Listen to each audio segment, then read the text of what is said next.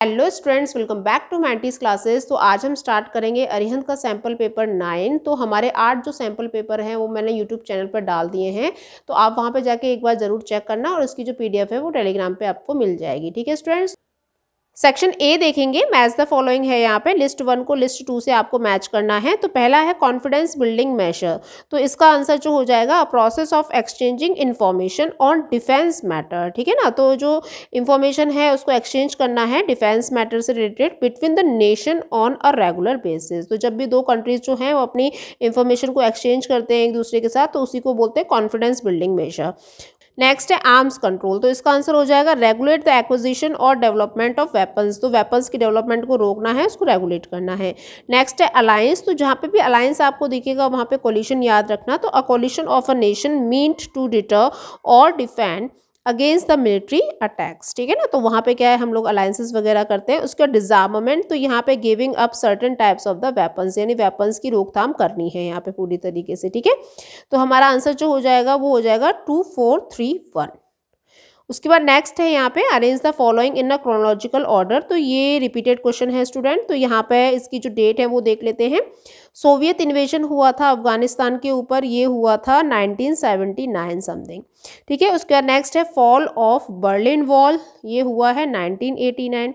ये डेट्स आपको रट जानी चाहिए। उसके बाद disintegration of the Soviet union, ये हुआ था 1992 में। नेक्स्ट है रशियन रेवोल्यूशन, तो ये हुआ था 1917 में। ठीक है ना, तो हमारा आंसर इसमें क्या हो जाएगा 4 1 2 3। ओके, तो यहाँ पे आप मैच कर लेना, अपनी तरफ से प्रैक्टिस करने की कोशिश करना है यहाँ पे। क्वेश्चन 3 देख लेंगे, for how many years did civil war continued in Tajikistan. तो ये यहाँ पे सिविल वॉर जो है कितने साल तक चली थी ताजिकिस्तान में, ये चली थी student 10 years. Answer D is the correct. उसके बाद फोर्थ क्वेश्चन है, in dash year the king of Nepal dismiss the government and abolish the parliament.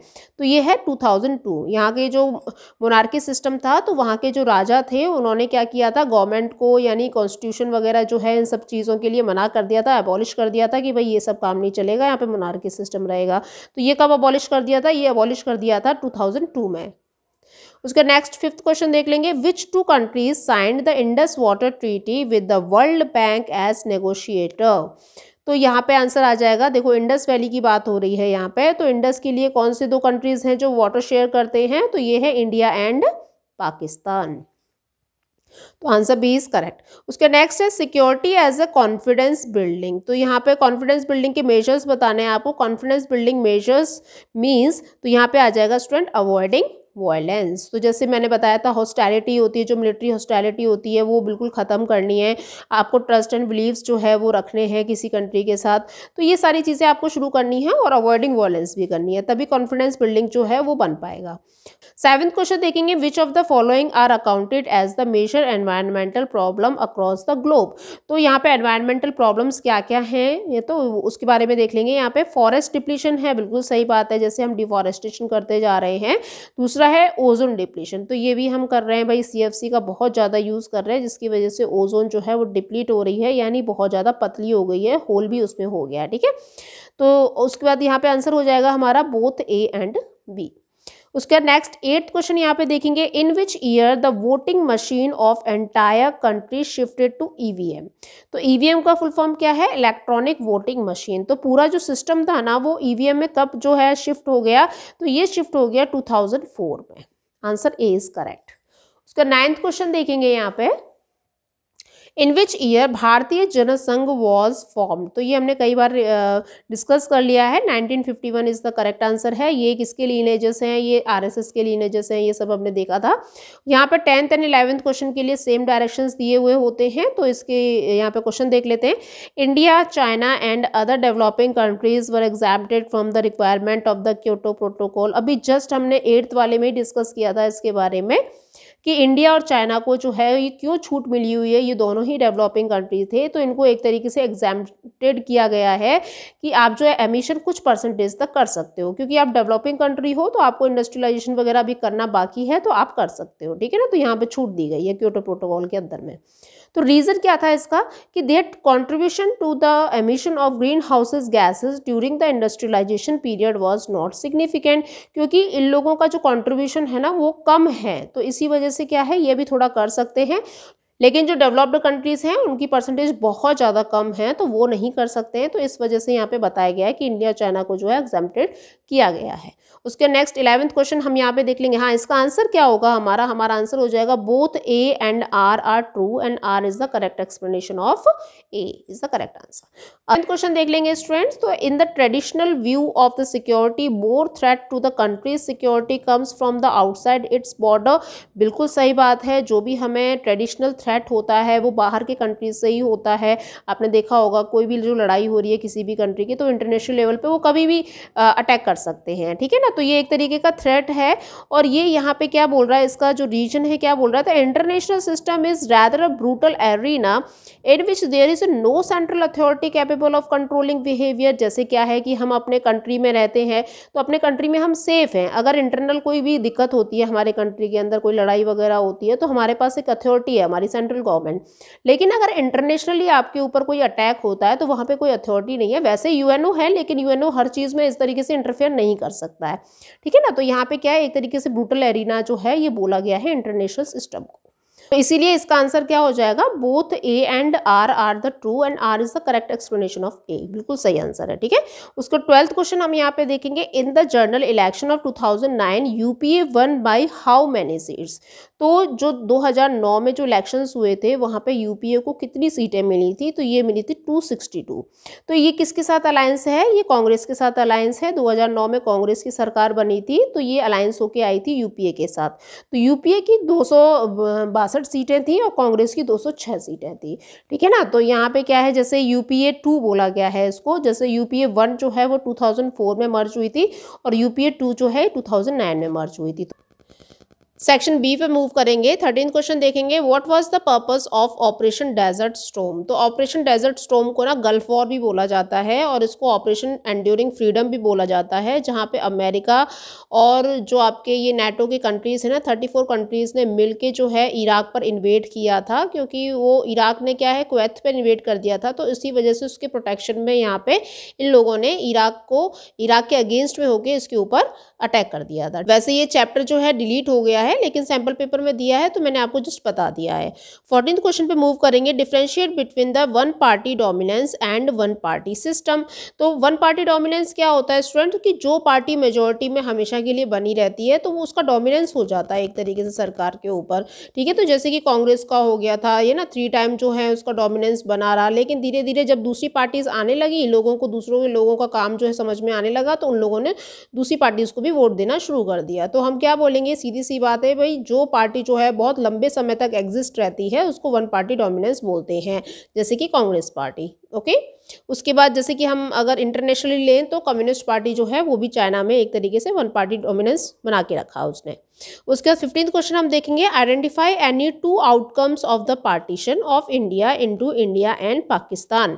तो आपको कोई भी 2 आउटकम्स लिखने हैं इंडिया और पाकिस्तान का जब पार्टीशन हुआ था तो उससे रिलेटेड। तो यहाँ पे आप डाल सकते हो कि बहुत ज़्यादा लेवल पे लोगों की किलिंग हुई थी, एट्रोसिटीज़ वगैरह जिसको बोलते हैं बॉर्डर पे, और उसके बाद क्या है पॉलिटिकल जो डिवीजन था ना वो भी अच्छी तरीके से नहीं हो पा रहा था, तो उसमें भी हमारा एडमिनिस्ट्रेशन जो है वो फेल हो जाता है।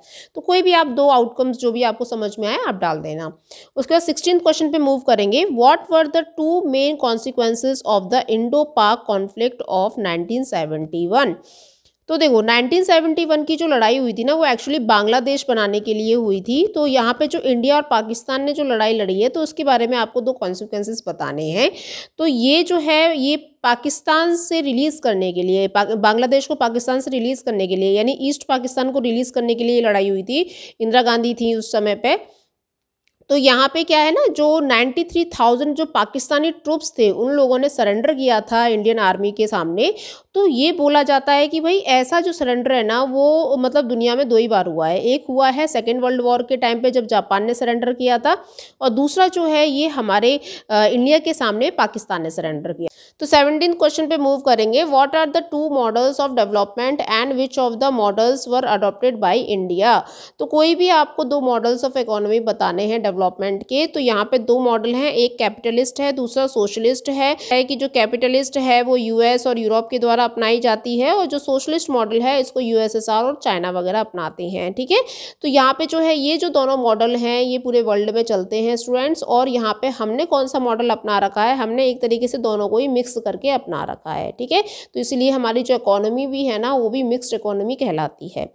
उसके बाद 18 क्वेश्चन पे मूव करेंगे, तो mention any two measures to have good relation with Pakistan. तो आपको कोई भी जो टू मेजर्स हैं वो अच्छे रिलेशन बताने हैं पाकिस्तान के साथ इंडिया के, क्या रहे हैं। तो आप क्या बता सकते हो कि जैसे इकोनॉमिक रिलेशन जो हैं वो भी हमारे भाई कंसोलिडेट हो चुके हैं। ट्रेड तो देखो बंद नहीं है, दोनों ही कंट्रीज़ जो हैं वो एक दूसरे से ट्रेड करते हैं। पाकिस्तान जो है वो इंडिया पर निर्भर है एक तरीके से बहुत सारी चीज़ों पर, और हम भी हैं। ठीक है ना, तो हम जो है ट्रेड वगैरह तो करते ही हैं।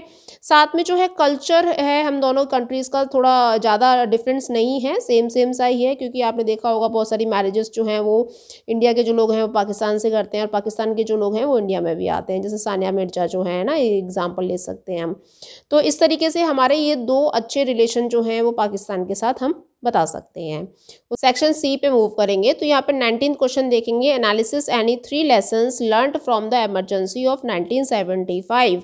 तो 1975 पे जो इमरजेंसी लगी थी तो उससे हमें क्या 3 लेसन मिलते हैं। वैसे ये रिपीटेड क्वेश्चन है मैंने, तो यहाँ पे जो इमरजेंसी लगाना था ना ये इंदिरा गांधी का बहुत ही गलत डिसीजन था, जहाँ पे हमारे जो फंडामेंटल राइट्स हैं उनको एबॉलिश कर दिया गया था। ठीक है ना, और कभी भी इमरजेंसी जो है वो इंटरनल इनसिक्योरिटी के लिए नहीं लगाई जाती है। कोई भी अगर आर्म्ड रिबेलियन हो गया है तो वहाँ पे जो इमरजेंसी है वो लगाई जाती है, वो भी प्रेसिडेंट के ऑर्डर पे लगाई जाएगी। जब प्रेसिडेंट का जो ऑर्डर है उस पर सब लोग साइन कर देंगे, सारे कैबिनेट मिनिस्टर्स, तो पहले मतलब प्रेसिडेंट से आपको परमिशन ली जाएगी, उसके बाद इमरजेंसी लगाई जाएगी। और इमरजेंसी भी जो घोषित करते हैं ना वो प्रेसिडेंट ही घोषित करते हैं। तो यहाँ पे जो ये सारी चीज़ें हुई थी ये बहुत गलत हुई थी। तो इंदिरा गांधी जो है वो पीएम थी और उन्होंने इमरजेंसी डिक्लेयर कर दी। तो ये सारी चीज़ें जो है हमें देखने को मिलती है, तो हमें सीखना चाहिए कि हमें ऐसे नहीं करना है। ठीक है, हमारी जो गवर्नमेंट है।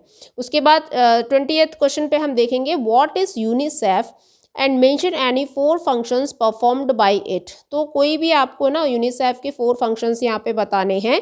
तो यूनिसेफ जो है ये क्या है, United nation children education fund, जो मैं आपको बताया था। ये इसका जो हेडक्वार्टर है वो कहाँ पे है, ये न्यूयॉर्क में है, जो अमेरिका में न्यूयॉर्क है। और ये जो ऑर्गेनाइजेशन है ये 1946 से रन हो रही है। तो यहाँ पे क्या है, जैसे बच्चों के प्रोटेक्शन के लिए, बच्चों की सर्वाइवल ऑफ हेल्थ के लिए यहाँ पे काम किया जाता है। अगर कोई कंट्री है वहाँ पे जो बच्चे हैं वो इस तरीके से सफ़र हो रहे हैं तो वहाँ पे ध्यान दिया जाएगा।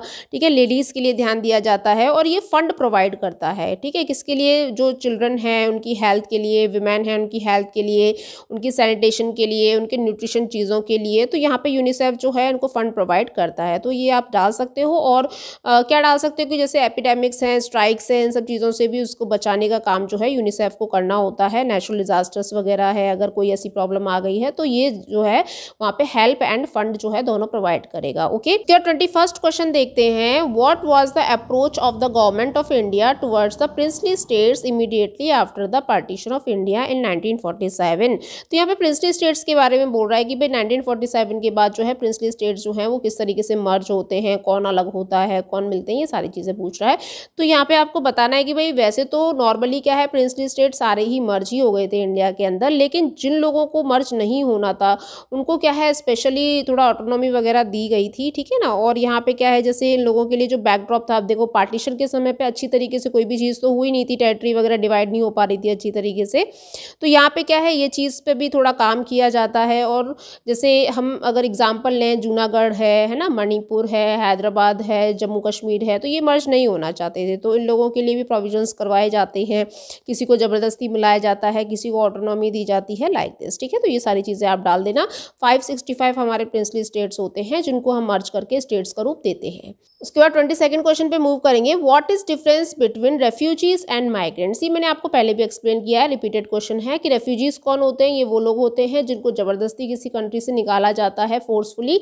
ठीक है, तो वो रेफ्यूजीज कहलाते हैं। और माइग्रेंट्स जो है वो अपनी विश से, मतलब अपनी मर्जी से एक जगह से दूसरी जगह जाके सेटल होते हैं, कोई भी कारण की वजह से, चाहे उनकी जॉब हो, चाहे मैरिज हो, व्हाटएवर। ठीक है, उसके बाद और में देख लेंगे, discuss the non traditional notion of security and explore the distinction between narrow understand the broad human security concepts. तो सबसे पहले तो आपको नॉन ट्रेडिशन नोशन की जो डेफिनेशन है वो आपको मेंशन करनी है कि भाई नॉन ट्रेडिशन जो है ये आपकी ट्रेडिशन नोशन से भी ज़्यादा इंपॉर्टेंट सिक्योरिटी मानी जाती है, क्योंकि इसमें क्या है, ह्यूमन काइंड आते हैं ना। तो ह्यूमन सिक्योरिटी को अगर हम नैरो कॉन्सेप्ट में देखें तो इसका जो वायलेंट थ्रेट है ना इंडिविजुअल्स के ऊपर जो किया जाता है, तो उससे हमें बचाना है अपने लोगों को। और दूसरा जो है इसका ब्रॉड कॉन्सेप्ट हम दे सकते हैं कि ह्यूमन सिक्योरिटी जो है ये यहाँ पे इसका एजेंडा है कि किसी भी तरीके से जो हंगर है, डिजीजेस हैं, नेचुरल डिजास्टर्स हैं, इन सब चीज़ों से लोगों को बचाना है। जहाँ पे किलिंग होती है, जिनोसाइड्स वगैरह होता है, टेररिज्म के द्वारा लोग मारे जाते हैं, तो इन सब चीज़ों से बचाना ये ब्रॉड कॉन्सेप्ट में आ जाता है, ठीक है।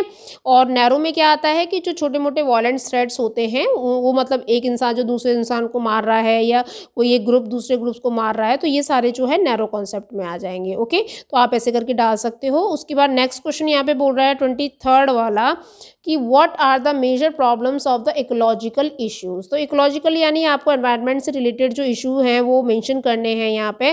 तो जैसे कि 1980s में देखा गया था कि ओजोन लेयर जो है वो बहुत ज़्यादा डिप्लीट होती जा रही है, बहुत पतली होती जा रही है ना, और वहाँ पे अंटार्कटिका पे जैसे होल देखा गया है 1980s के टाइम पे। तो ये रिवील्ड करता है कि हम किस तरीके से एनवायरनमेंट को हार्म कर रहे हैं। और यहाँ पे फिर ये देखा जाता है कि भाई जो नॉर्थ की कंट्रीज़ हैं और जो साउथ की कंट्रीज़ हैं उनमें कितना डिफ्रेंशिएट पाया गया है इन सब चीज़ों को लेके कि भाई तुम ज़्यादा कर रहे हो कि तुम ज़्यादा कर रहे हो। ऐसे लोगों में मतलब एक तरीके से बहसबाजी देखी गई है, लेकिन वो ये नहीं देखते कि भाई ये हम लोगों के लिए कॉमन इशू है ना, एनवायरनमेंट को प्रोटेक्ट करना हमारा कॉमन इशू है। तो जैसे कि हम सी फ्लोर है ना, आपके जो सी ओशियंस वगैरह जो होते हैं, और क्या है आपका एनवायरनमेंट है और आपका एटमॉस्फेयर जो भी है, ये सारी चीज़ें जो हैं ये बहुत हार्म हो रही हैं टेक्नोलॉजी की वजह से, और सबसे मेन चीज़ है इंडस्ट्रियलाइजेशन की वजह से, ठीक है ना। तो इसी वजह से क्या है, हम लोगों को मतलब साथ में काम करना चाहिए ना, साथ में। ये जो प्रॉब्लम है ये सारे कंट्री की प्रॉब्लम है, सारे वर्ल्ड की प्रॉब्लम है। तो यहाँ पे हमें अपनी फ्यूचर जनरेशन के बारे में सोचना चाहिए कि भाई हम उन्हें क्या देंगे अगर इस तरीके से हम अभी से काम कर रहे हैं, ठीक है। उसके बाद नेक्स्ट और में देखेंगे हम कि what are the 4 steps implemented by the government of India to mitigate green house gas emission. तो यहाँ पे जो है ना इंडिया का रोल बताया जा रहा है कि ग्रीन हाउस गैस, जैसे क्योटो प्रोटोकॉल जो हुआ था है ना, तो वहाँ पे हम लोगों ने क्वेश्चन देखा था कि इंडिया और चाइना जो है उसको एक तरीके से क्या एग्जाम्प्ट किया गया, थोड़ी छूट दी गई है। तो ये इसलिए दी गई है क्योंकि G8 जो सम्मेलन हुआ था तो वहाँ पे क्या जून में 2005 में इंडिया ने बोला था कि भाई हमको थोड़ा सा मतलब हमारा पर कैपिटा जो एमिशन रेट है ना वो थोड़ा रहना चाहिए कम से कम, भाई हमें तो अभी डेवलपमेंट करना है। और जैसे क्या है इंडिया जो है बहुत सारे प्रोग्राम्स भी चलाता है, लाइक 2003 में हम लोगों ने क्या किया, इलेक्ट्रिसिटी एक्ट लेकर आए हैं है ना, नेशनल ऑटो फ्यूल पॉलिसी लेकर आए हैं, एनर्जी कंजर्वेशन एक्ट भी जो हम लोगों ने पास किया था 2001 में। तो ये सारी जो चीज़ें हैं इंडिया कर रहा है। तो इंडिया जो है वो कभी भी किसी काम में पीछे नहीं हटता है, अगर वर्ल्ड लेवल पर देखा जाए सबसे आगे रहता है इंडिया। और सार्क कंट्रीज़ जो हैं इनकी पोजीशंस वगैरह को भी डिफाइन करने के लिए कि भाई इनका जो एनवायरनमेंट इश्यूज़ है उसको भी सही से करने के लिए इंडिया का बहुत बड़ा योगदान रहा है, ठीक है। तो यहाँ पे हमारा सेक्शन सी जो है ये कंप्लीट होता है। अब मूव करेंगे सेक्शन डी में। तो यहाँ पे पैसेज दे रखा है, आपको ये पैसेज पूरा पढ़ना है। ग्लोबलाइजेशन से रिलेटेड है कि ग्लोबलाइजेशन जो है वो किस तरीके से कंट्रीज़ पर अफेक्ट डालता है।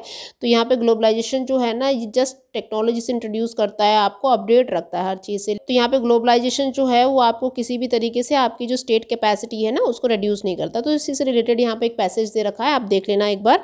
तो यहाँ पे इसका फर्स्ट क्वेश्चन हम देखेंगे, globalization has given boost to the state capacity because. तो यहाँ पे आंसर हो जाएगा it has made available advance technology to state to rule its people better. यहाँ पे ये टेक्नोलॉजी से अपडेट रखता है आपको और आपको अच्छे से रूल करने के लिए मतलब एक तरीके से बेटरमेंट आपको बताता है, ठीक है। तो यहाँ पे इसका आंसर हो जाएगा ए। उसके बाद सेकंड हम देखेंगे the primacy of the state continuous to be unchallenged basis of. तो यहाँ पे हो जाएगा पॉलिटिकल कम्युनिटी, ठीक है। प्राइमेसी क्या है स्टेट्स की। उसका नेक्स्ट है how do enhanced technologies enable the state to rule better. तो यहाँ पे ये दोनों ही हो जाएगा, both A and B. Why because the state can collect important information about the citizen, बिल्कुल सही बात है। And state can keep surveillances on its people, तो इसलिए इसका आंसर हो जाएगा both A and B. And what are the essential functions of the state, तो एसेंशियल फंक्शन क्या है किसी भी कंट्री के, तो to defend and secure the boundaries of the state, to maintain national security, सही बात है, to provide justice and maintain law and order, ये भी सही बात है, to maintain the market economy, ये इतना इंपॉर्टेंट नहीं है, तो ये बोथ ए एंड बी जो है ये इंपॉर्टेंट हो जाएगा। 25th क्वेश्चन देखेंगे, ये मैप बेस्ड क्वेश्चन है, तो मैप में प्लेसेस दे रखी होंगी, आपको पहचाननी है जस्ट। तो यहाँ पे पहला क्वेश्चन इसका देख लेंगे, the state to which minister for communication in the first ministry of free India belong, तो फ्री इंडिया जब हमारा देश आज़ाद हो गया था तो मिनिस्टर ऑफ कम्युनिकेशन जो है सबसे पहले कहाँ पे बनी थी इसकी मिनिस्ट्री, तो ये बनी थी उत्तर प्रदेश में, ठीक है। उसके बाद state to which the former prime minister Morarji Desai was related, तो ये कहाँ से बिलोंग करते थे मोरारजी देसाई, ये बिलोंग करते थे गुजरात से। उसके बाद है the state to which S Nijalingappa belongs, तो ये कहाँ से बिलोंग करते थे, ये बिलोंग करते थे कर्नाटक से। उसके फोर्थ देखेंगे the state related to former Congress president K Kamaraj, तो ये बिलोंग करते थे तमिलनाडु से। तो यहाँ पे इनका बिलोंग बताना है कि भाई ये कहाँ से संबंध रखते थे, कौन से स्टेट से रखते थे, तो ये मार्क कर देना, बहुत ईजी है, ये ज़्यादा डिफिकल्ट नहीं है, आपको जस्ट इनकी जो प्लेसेस है वो आपको पता होनी चाहिए। तो सारे स्टेट्स जो हैं आप अच्छे से देख के जाना कौन सा स्टेट कहाँ पे लोकेटेड है, उसके हिसाब से मार्क कर देना, ठीक है।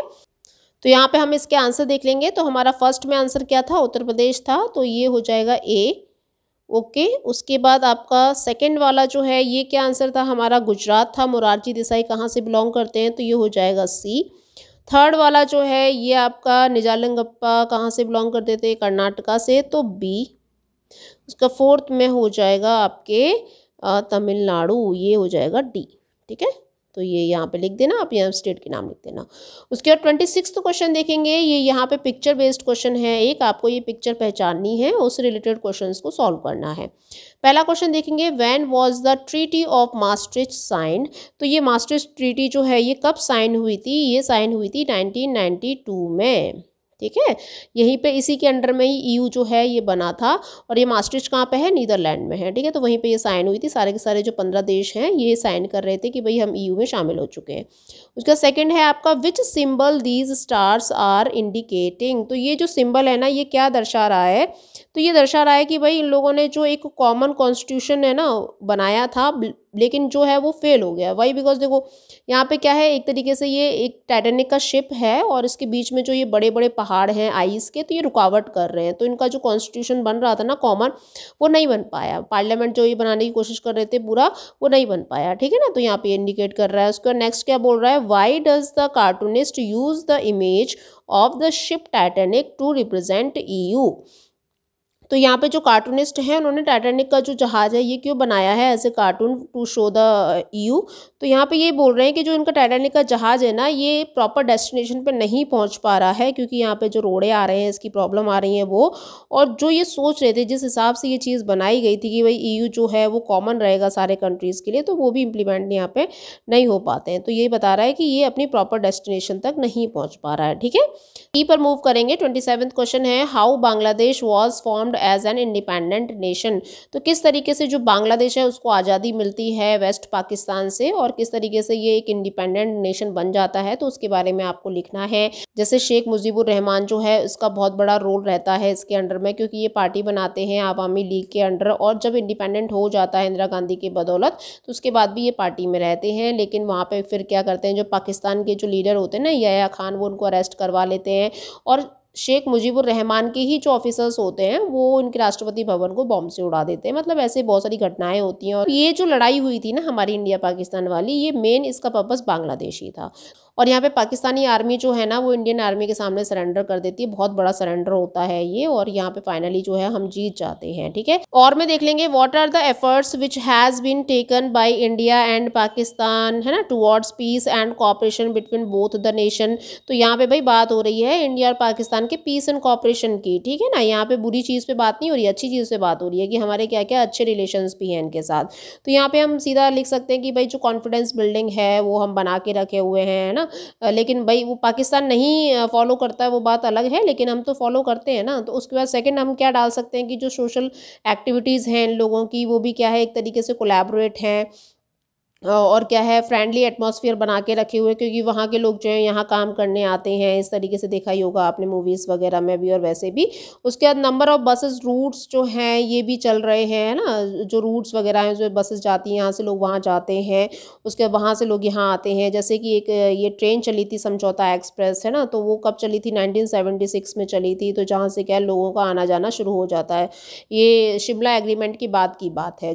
तो आप करतारपुर कॉरिडोर के बारे में डाल सकते हो, जो पाकिस्तान में करतारपुर साहिब का जो ये सिख कम्युनिटी का एक गुरुद्वारा है, तो वहाँ पे लोगों को आना जाना है, लोग जो है वहाँ पे दर्शन वगैरह करने के लिए जाते हैं। तो ये सारी चीज़ें आप डाल सकते हो। ये क्या है, एक पीस एंड कॉपरेशन से बस नॉर्मली एक पासपोर्ट वगैरह आपको चाहिए होता है और कुछ मिनिस्ट्री से जो है परमिशन चाहिए होती है। देखेंगे 28th question, define the term unipolarity, what were the outcomes of a unipolar world after the 1991 that benefited USA. अब देखो, जैसे हमें पता है कि बाइपोलैरिटी में 2 कंट्रीज़ जो हैं, ये 2 ध्रुवीय जिसको बोला जाता है कि पूरा वर्ल्ड जो है वो 2 ध्रुवों में बँट गया था। एक जो वर्ल्ड है वो यूएसए के पास था और एक जो वर्ल्ड है वो यूएसएसआर के पास था। लेकिन जब यूएसएसआर का डिसइंटीग्रेशन हो जाता है तो किस तरीके से जो यूनिपोलैरिटी आ जाती है ना, सिर्फ जो पूरा वर्ल्ड है ना वो किसके डोमिनेंस में रहेगा, यूएसए के डोमिनेंस में रहेगा। तो उसी से रिलेटेड आपको यहाँ पे लिख देना है कि भाई जो यूएसए है वो एक तो कैपिटलिस्ट जो इकोनॉमी है, जो आइडियोलॉजी है उसको फॉलो करता था, जो जिससे क्या है बहुत लोग जो है इम्प्रेस्ड थे इस आइडियोलॉजी से। पे आपको यूनिपोलैरिटी के बारे में बताना है, सीधा आपको यूएसए के डोमिनेंस के बारे में बताना है, military dominance, political dominance, cultural dominance, ये सारा आप डाल देना इसके अंदर, ठीक है। वैसे ये चैप्टर जो है ये डिलीट हो चुका है, लेकिन फिर भी सैम्पल पेपर में पूछा जा रहा है। उसके नेक्स्ट हम देखेंगे, explain any 4 consequences of the shock therapy.